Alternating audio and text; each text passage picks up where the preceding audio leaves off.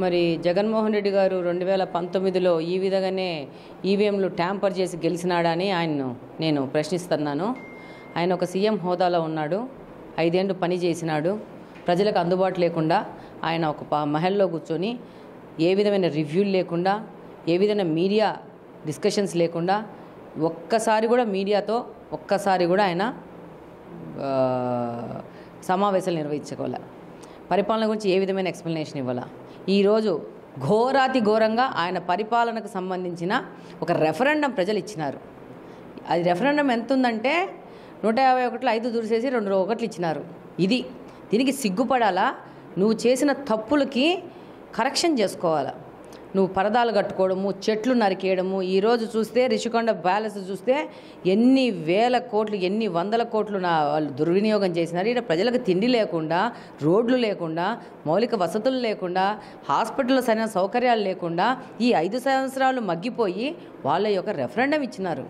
నువ్వేమో ఒకవైపున ప్రజలు ఇచ్చిన ఓట్లు వేసుకొని ఎక్కి అధికారంలోకి వెళ్ళి 5 సంవత్సరాలు ప్రజలను కలవకుండా, ఏవైనా రివ్యూలు పెట్టకుండా, ఏదో మళ్ళీ జీవిత శాశ్వతం నువ్వే ఏదో ముఖ్యమంత్రి అయిపోతావన్నట్టు రిషికొండలో అన్నీ పగలగొట్టి కొండలను కొరికి నువ్వు ప్యాలెస్లు కట్టుకొని ఈరోజు వచ్చేసేసి మాట్లాడుతున్నావు. ఫస్ట్ నువ్వు చెకింగ్ చేసుకొని కనీసము ఈ 5 ఏళ్ళు కనీసము నువ్వు చెక్ చేసుకుంటే రేపు ఏమన్నా రాజకీయాలు చేయడానికి, మళ్ళీ రాజకీయాల్లో కొనసాగడానికి అవకాశం ఉంటుంది. నాకు తెలిసినంత వరకు జగన్మోహన్ రెడ్డి గారి రాజకీయ జీవితం అంతమైందని నాకు అనిపిస్తూ ఉంది.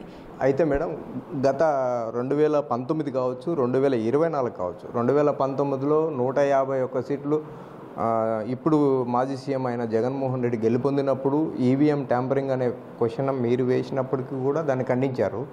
అయితే ఇప్పుడు 2024లో కూటమి నేతలు దాదాపు 164 సీట్లు గెలిచారు. అది ప్రజా వ్యతిరేకతతోనే అసలు నిజంగానే ఈవీఎం ట్యాంపరింగ్ జరిగేదానికి అవకాశం ఉందంటారా? ఈవీఎం ట్యాంపరింగ్ జరగడానికి అవకాశమే లేదు. దాదాపు ప్రతి ఒక్క మిషన్ కొత్త మిషను, ప్రతి ఒక్క మిషన్లో కొత్త సిస్టమ్ తీసుకొచ్చారు. ఎలా తీసుకొచ్చారంటే మనం బటన్ నొక్కితే ఈవీఎం మిషన్లో పడ్డమే కాకుండా పక్కనున్న దాంట్లో ఆ యొక్క ఎవరికి ఓటేసామో దానికి సంబంధించిన గుర్తు వచ్చేసి ఒక పేపర్ కట్ వస్తుంది, డబుల్ చెకింగ్ అవుతుంది. సో దానికి ఛాన్సే లేదు. అంటే ఈ 5 సంవత్సరాలు ఒక త్రిశంకు స్వర్గంలాగా ఒక మాయ చూపించినట్టు ఇంకా ఏమి చెప్పుకోవడానికి లేదు. నీ యొక్క పరిపాలనను ప్రజలు అసహ్యించుకున్నారన్న దానికి ఇంకా నీకు వాయిస్ లేదు. కాబట్టి ఏదో ఒక సిస్టమ్ మీద నువ్వు అబాండ వేస్తావు. నేనైతే మాత్రము చెప్తున్నాను, 2019 తర్వాత ఎలక్షన్ తర్వాత నేను క్యాంపెయినింగ్ దాదాపు 10 నెలల నుంచి పోతున్నాను. వెళ్ళినప్పుడు నాకు ప్రజలు అమ్మా మేము సైకిల్కు ఓటేసినా అది ఫ్యాన్కు పోయి పడింది, మేము వేసాము, ఈసారి అట్లా అవుతుందా అని సామాన్య ప్రజలు నాకు వాళ్ళ అనుమానం చెప్పినా కూడా నేను ఒకటే చెప్పాను, లేదమ్మా మీరు రాజశేఖర రెడ్డి గారి కొడుకు జగన్మోహన్ రెడ్డి గారు ఏదో చేస్తాడు అని ఎక్కువ శాతం మంది ఓట్లు వేయడం జరిగింది. అట్లా పోయే ప్రసక్తి లేదని, వాస్తవం కూడా అదే. ఆయన ఏదో చేస్తాడు, ప్రజలకు ఒక సేవ చేస్తాడు అనే ఉద్దేశంతో ఎంతో ఆశతో వాళ్ళు ఓట్లు వేయడం జరిగింది. కానీ ఆయనకిచ్చిన ఈ గొప్ప అవకాశాన్ని భగవంతుడు ఎంత జగన్మోహన్ రెడ్డి గారి వైపు ఉండి 151 సీట్లు ఇచ్చినారనే దాన్ని ఆయన గ్రహించకుండా ప్రజలకు సేవ చేసే పెద్ద అవకాశాన్ని ఆయన వినియోగించుకోకుండా దుర్వినియోగం చేసి దురహంకారంతో భగవంతునితో ఈక్వల్, నేను భగవంతుని, నేను ప్రొవైడర్ని అని చెప్పేసి ప్రజలకి ముష్టి మెతుకులు రాల్చి ప్రజలని ఎంత అధ్వాన్నం అంటే అసలు తిండి లేవు కొంతమంది వాళ్ళకి. అసలు ఒక యువతను పట్టుకోండి, ఒక వ్యాపార వర్గాన్ని పట్టుకోండి, ఒక రోడ్ల పరిస్థితి పెట్టుకోండి, ప్రాజెక్టుల పరిస్థితి పెట్టుకోండి. ఈరోజు చంద్రబాబు నాయుడు గారు పోలవరం ప్రాజెక్టు మనకు చారిత్రాత్మకంగా చాలా అవసరమైంది. ఎంతో గొప్ప ప్రాజెక్టు, దాన్ని నాశనం చేసిన I want to use this word sorry నీచుడు జగన్మోహన్ రెడ్డి. ఆయన కింద ఉన్న ఆ క్యాబినెట్లో మంత్రులు ఎవరికన్నా అసలు మర్యాద మంచి ఏమన్నా ఉందా? ఒక ఆడవాళ్ళకి రెస్పెక్ట్ ఇచ్చారా?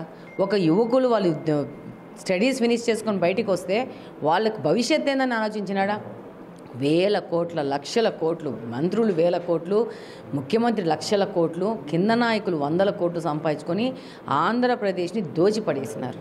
ఈరోజు నేను కడప నియోజకవర్గంలో చెప్తున్నాను, ఇక్కడున్న ఎమ్మెల్యే, ఈ యొక్క డిప్యూటీ సీఎం మాజీ ఎన్ని అక్రమాలు చేసినాడంటే అసలు ప్రభుత్వ ఆస్తులు అనేది కడప నియోజకవర్గంలో లేకుండా కొట్టిపడేసినాడు. ఈరోజు మేము కంప్లీట్గా ఎక్కడే కానీ ఈ మట్టి తవ్వకాలు కానీ ఇసుక తవ్వకాలు ఉండకుండా జాగ్రత్త పడుతున్నాం. 10 రోజులు ఎవరైనా దుర్మార్గం చేయకుండా. నేను వాకింగ్కి వెళ్తాను ఒక చోట, విపరీతంగా మట్టి తోడుకొని టిప్పర్లు పోయేటివి. ఎలక్షన్ టైంలో కూడా నేను వాకింగ్ పోయినాను. ఇప్పుడు ఒక్క టిప్పర్ నా ముందు రావట్లా. నేను అన్నాను మా హస్బెండ్తో, ఇక్కడి నుంచి ఏంది రోడ్లో టిప్పర్లు రావట్లేదు, ఆగిపోయినా ఏంటి అని. అంటే తెలుగుదేశం ప్రభుత్వం అంటే అది భయపడిపోయినారు, దొరికితే వేసేస్తారు లోపలని చెప్పేసేసి. కాబట్టి మనకు అవకాశం ఇచ్చినారు ప్రజలు. ఈ అవకాశాన్ని 5 సంవత్సరాన్ని వాళ్ళకి సేవ చేసి పుణ్యం కట్టుకోవాలి.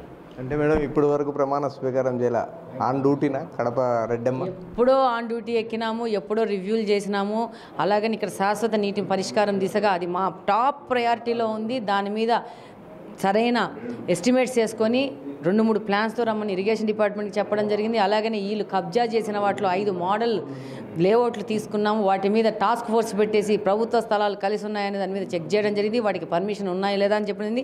నిన్ననే డిప్యూటీ సీఎం ఇంటి ముందు పోతా మూలకు ఒకటి బిల్డింగ్ కట్టాడు పర్మిషన్ లేకుండా. నేను ఇప్పుడే పిలిచి అసలు దానికి పర్మిషన్ ఉందా లేదా, పర్మిషన్ లేకపోతే ఇమ్మీడియట్గా కొట్టేయమని చెప్తున్నాను.